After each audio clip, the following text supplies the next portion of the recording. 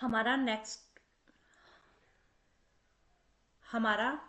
Next question है, while coming from the school Virat notices that the particulate matters PM, जिसको PM भी कहा जाता है, 2.5 level were exceptionally high as he had difficulty in breathing.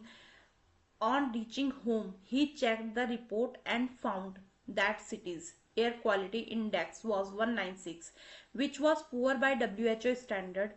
As a Virat loved to play with numbers, he decided to find the prime factorization of 196 and also the evaluate the sum of exponent.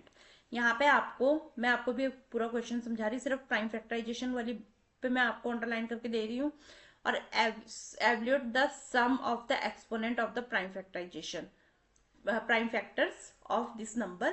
The sum of exponent of prime factor in the prime factorization of 196 is, तो option है हमारा 3, 4, 5, 6 CBSE 2020। ठीक है, ये multiple choice question है।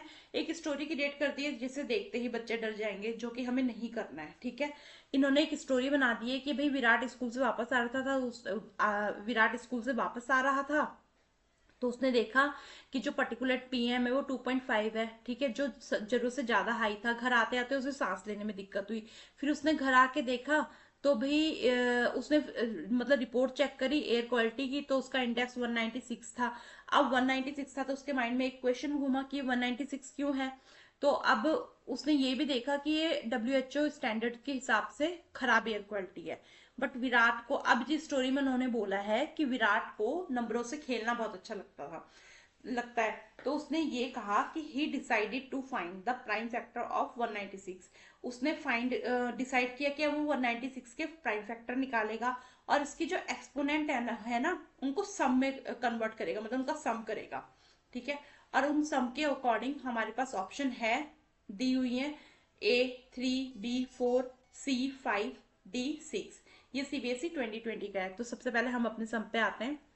हम करते हैं 196 की प्राइम फैक्टराइजेशन। ठीक है,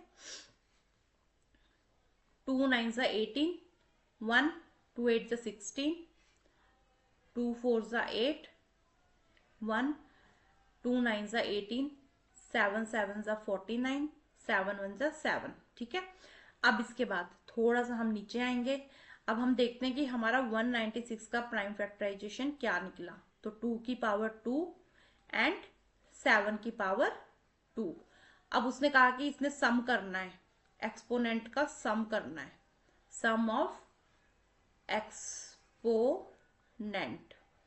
ठीक है, तो हमें सम लेना पड़ेगा एक्सपोनेंट का। 2 + 2 = 4, तो 4 इज अवर आंसर। ठीक है, तो है हमारे पास 4 की ऑप्शन, हाँ जी है। तो ये हमारा 4 is our answer. Thank you.